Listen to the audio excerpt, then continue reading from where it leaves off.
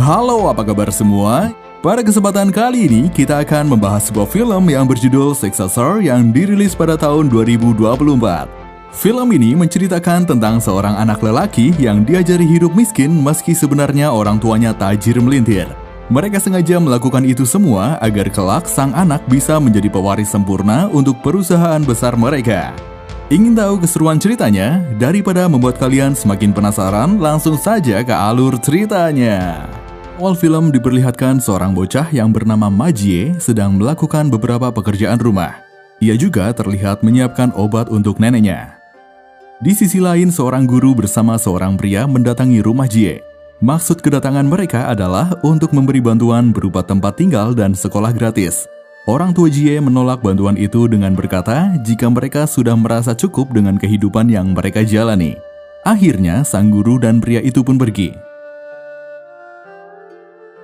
Perlu diketahui jika orang tua Jie sebenarnya kaya raya.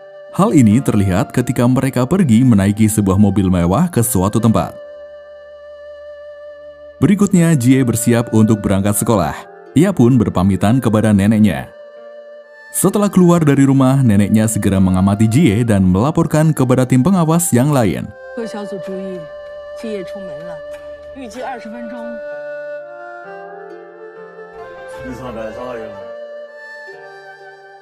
Nenek Jie sebenarnya bukanlah nenek kandungnya, melainkan seorang guru ahli yang bekerja kepada ayah Jie.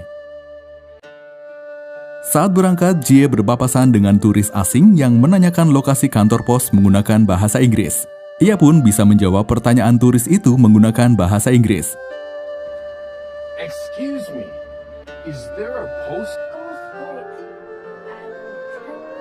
Sebenarnya, kejadian itu juga rencana orang tua Jie agar ia belajar berbahasa Inggris. Saat pulang sekolah, Jie sudah ditunggu kakek nenek dari ibunya yang membawa beberapa hadiah mahal. Namun, hal itu berhasil digagalkan oleh agen rahasia ayah Jie. Ia juga melarang keras mertuanya memberi hadiah karena itu akan mempengaruhi cara berpikir Jie. Di jalan, Jie bertemu dengan temannya yang menaiki mobil. Temannya mengejek Jie karena anak orang miskin. Jie pun hanya terdiam dengan ejekan itu. Mundur beberapa tahun sebelumnya yang memperlihatkan ayah dan ibu Jie mendatangi apartemen kumuh yang menjadi rumah ayahnya dulu. Ia berniat membangun rumah sekaligus markas di sini untuk mendidik Jie. Awalnya ibu Jie setuju dengan rencana suaminya. Namun kemudian ia menolak keras ide suaminya setelah ayah Jie berkata jika mereka akan berpura-pura hidup miskin. Kembali ke masa sekarang, terlihat Jie dan keluarga sedang merayakan ulang tahunnya. Saat sedang memberikan kue, neneknya hampir membongkar rahasia yang sebenarnya. Namun hal itu berhasil dihindari berkat ayah Jie.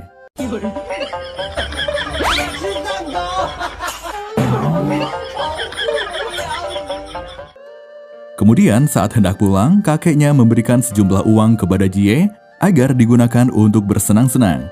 Namun berkat didikan orang tuanya, Jie malah memberikan uang itu kepada ayahnya untuk digunakan belanja kebutuhan sehari-hari. Ayahnya kemudian memberikan tabungan yang selama ini dia simpan dan berkata, jika mulai sekarang Jie-lah yang bertanggung jawab mengatur keuangan di rumah ini. Malam harinya, semua anggota keluarga membaca buku. Setelah membaca buku, ayahnya memperbaiki atap yang bocor. Jie melihat sepatu ayahnya yang mulai rusak. Kemudian Jie berpamitan untuk tidur dan berkata jika ia akan menabung untuk membelikan ayahnya sepatu baru. Mendengar itu tentu saja membuat ayahnya tersenyum bangga. Kemudian terlihat ayah dan ibu Jie yang masuk markas rahasia melalui lemari. Di dalam markas terlihat para tetangga Jie yang mana mereka semua adalah karyawan orang tuanya. Esok harinya, Jie pergi ke pasar membeli beberapa sayuran yang mana penjual sayuran itu berbahasa Inggris. Jie pun bisa membeli sayuran itu menggunakan bahasa Inggris. Kemudian Jie melewati toko ponsel. Pemilik toko menawari Jie untuk melihat-lihat. Selanjutnya, Jie mampir ke dagangan penjual sepatu. Di sana ia juga melihat-lihat sepatu untuk orang dewasa. Setelah berbelanja, kemudian ia memberikan belanjaannya kepada ibunya. Saat Jie masuk rumah, ibunya melihat Jie menyembunyikan sebuah kotak. Ibunya pun berpikir jika Jie membeli sepasang sepatu baru. Di dapur, ibunya menukar bahan makanan dengan masakan yang telah dimasak chef di ruang rahasia. Ia juga berkata jika Jie telah membeli sepatu baru untuk ayahnya. Saat akan menghidangkan makanan, ibunya diberitahu jika Jie bukanlah membeli sepatu melainkan membeli sebuah tablet. Jie juga diam-diam memainkan tabletnya di kamar mandi. Keesokan harinya, ayah Jie berpamitan karena hendak pergi bekerja untuk beberapa hari. Saat memeluk ayahnya, Jie melihat sepatu ayahnya yang semakin rusak. Ayahnya berpesan agar menjaga ibu dan neneknya karena ia satu-satunya lelaki di rumah. Jie pun merasa sangat bersalah karena uang tabungannya malah ia gunakan untuk membeli tablet baru. Jie kemudian berniat menjual tabletnya. Namun saat hendak dijual ternyata tabletnya telah rusak. Penjual pun tak mau membeli kembali tablet Jie yang rusak. Jie lalu pulang sambil menangis.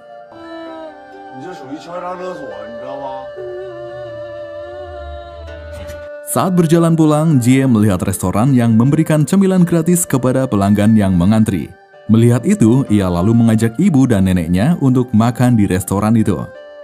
Di sana Jie mengambil banyak cemilan untuk ibu dan neneknya. Hal itu tentu membuat mereka sangat malu.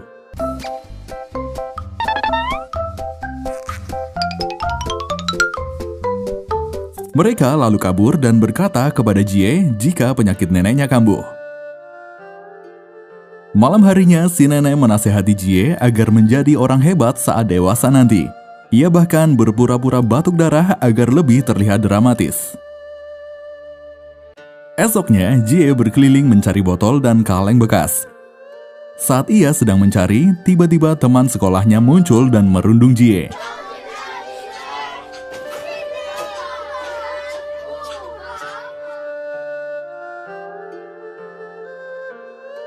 Ibunya yang melihat dari CCTV pun marah karena tak bisa berbuat apa-apa. Suaminya berkata jika ini salah satu proses agar Jie menjadi pemimpin hebat. Dan ternyata tablet yang akan ia jual pun sengaja dirusak karena itu bagian dari rencana mendidik Jie. Kemudian Jie dihadapkan pada situasi yang memungkinkan ia untuk mencuri. Namun dengan kebesaran hatinya, Jie malah berkata kepada pemilik toko jika ia telah membantu menutup mesin kasir.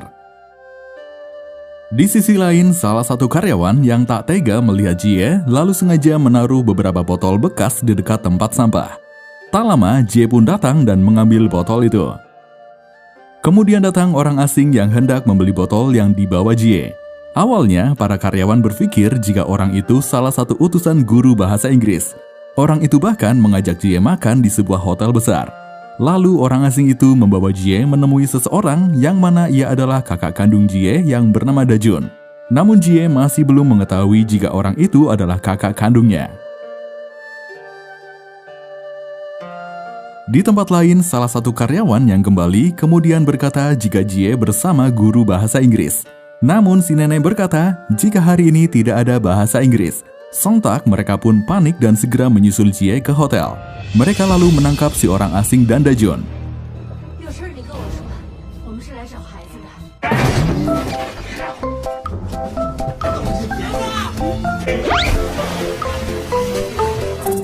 Saat ayahnya hendak membawa Jie, ia menyadari jika pria gondrong itu adalah Dajun.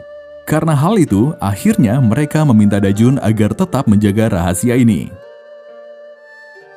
Di rumah, Jie diinterogasi soal tablet yang ia beli, namun ayahnya memaafkan kesalahan yang Jie lakukan. Ayahnya lalu mencari solusi untuk mengembalikan uang yang telah Jie gunakan. Jie lalu menyampaikan ide untuk memungut botol. Ayahnya kemudian memberikan petunjuk di mana lokasi yang paling banyak terdapat botol bekas. Jie langsung paham jika lokasi yang dimaksud ayahnya adalah stadion bola.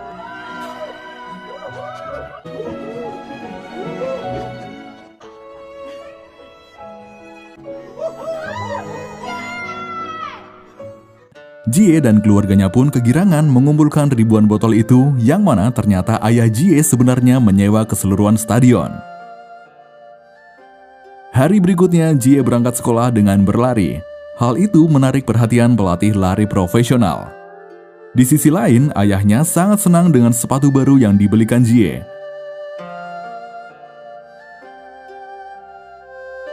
Tak lama kemudian, pelatih lari itu datang menemui orang tua Jie dengan maksud ingin merekrut Jie mengikuti Olimpiade Nasional.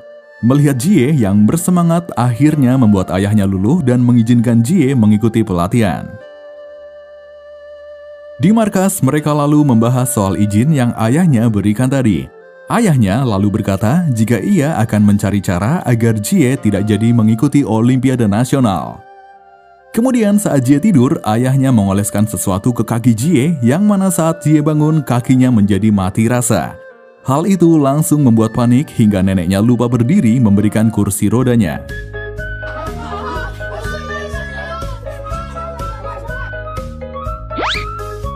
Jie kemudian dibawa ke seorang dokter, di mana dokter itu juga merupakan karyawan ayahnya. Dokter mengatakan jika Jie tak memiliki harapan lagi untuk mengikuti Olimpiade.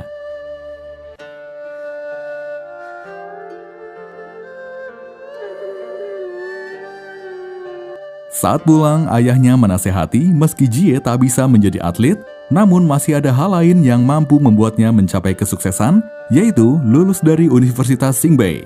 Jie pun berkata jika ia akan berusaha lulus dari universitas itu. Ayahnya lalu berjanji membelikan Jie sepeda agar Jie tak perlu berlari lagi.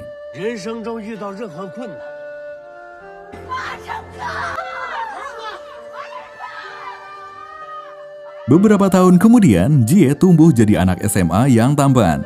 Ia juga dekat dengan teman wanitanya yang bernama Fei Fei. Saat pulang sekolah bersama, Fei Fei memberitahu jika dia diterima di sekolah yang ternama. Jie dengan polos bertanya alasan Fei Fei diterima karena menurutnya gerakan Fei Fei kaku dan tidak menarik. Fei Fei yang kesal kemudian menendang Jie dan meninggalkannya. Saat pulang, Jie ditanya tetangganya untuk memecahkan permasalahan menggunakan rumus matematika. Jie pun dapat memecahkan permasalahan tersebut.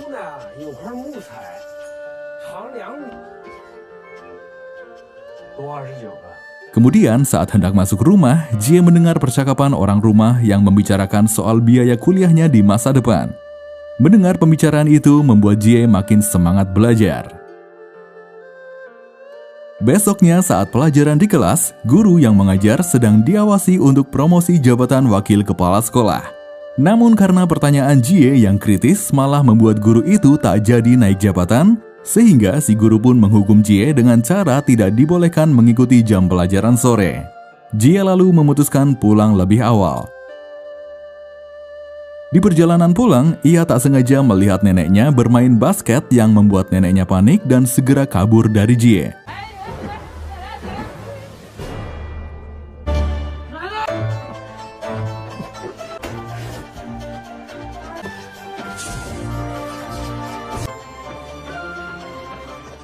Sesampainya di rumah, Jie kaget melihat neneknya berada di rumah. Ia lalu membuktikan sepatu neneknya yang tertinggal saat berusaha mengejar. Karena neneknya terus membantah, ia pun mencari orang rumah ke kamar namun tak ada siapapun. Namun tiba-tiba ibunya muncul dari kamar sambil memakai perhiasan mahal yang membuat Jie makin pusing.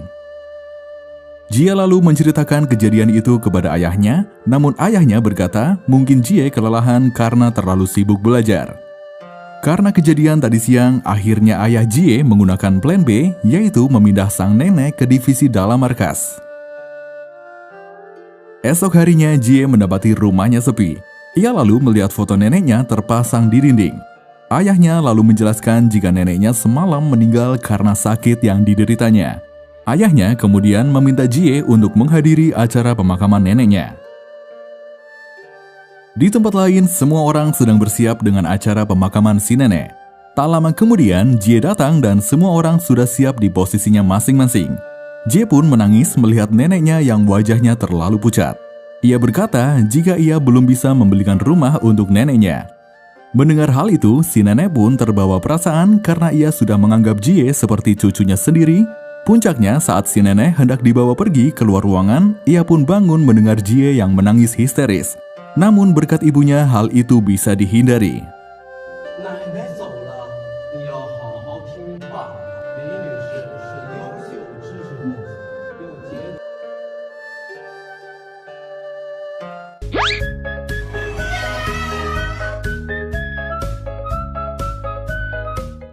Beberapa hari kemudian, Jie tak sengaja bertemu Fei Fei.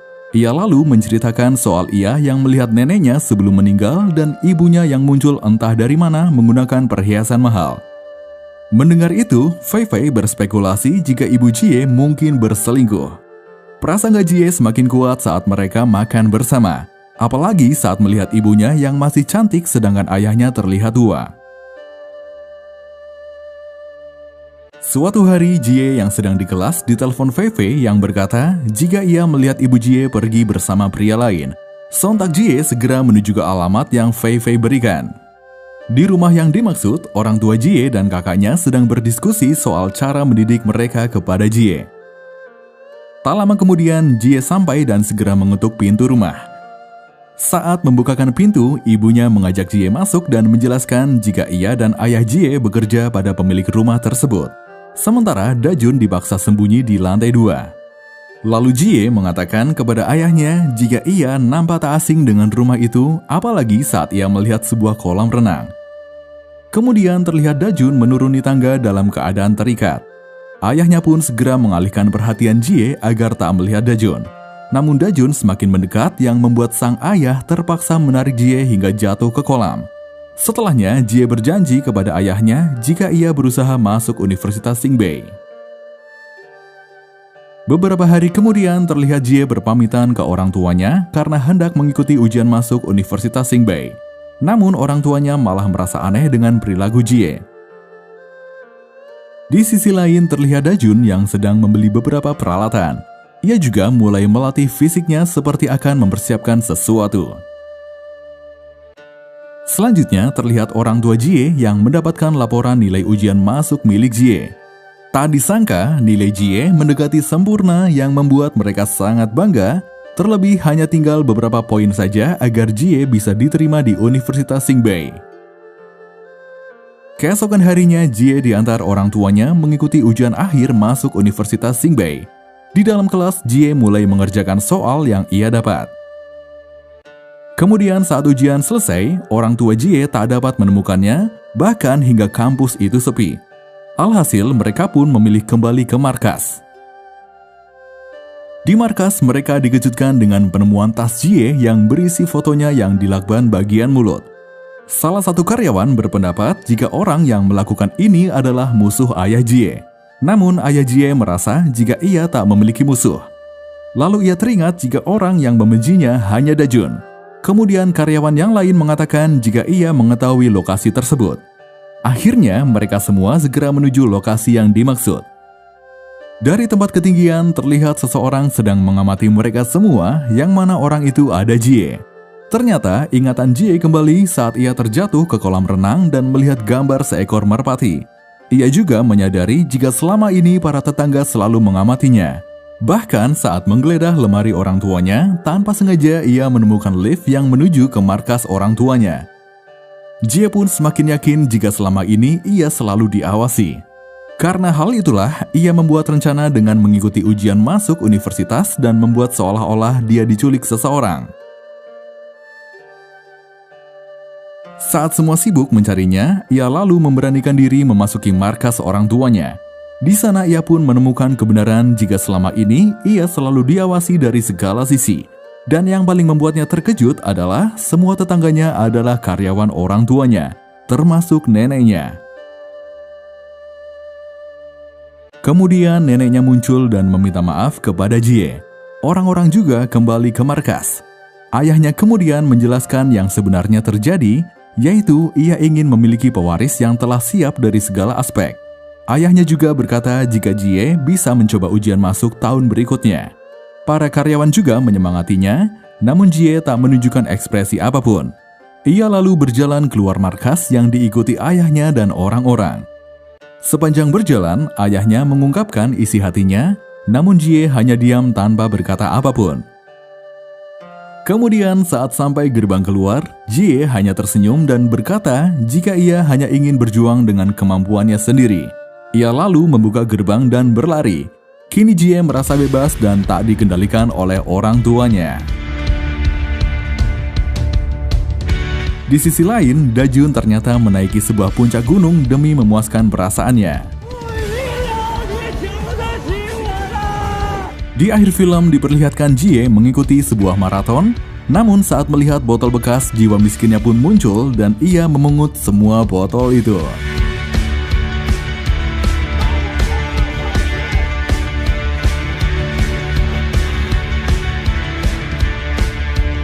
Seperti itulah kisah seorang pria yang semasa kecil hidupnya sudah diatur sedemikian rupa agar saat ia besar bisa menjadi pewaris sempurna orang tuanya. Meski demikian, jika Tuhan berkata lain, maka takdir yang ditetapkan tidak akan bisa kita hindari. Terima kasih dan sampai jumpa di alur cerita selanjutnya.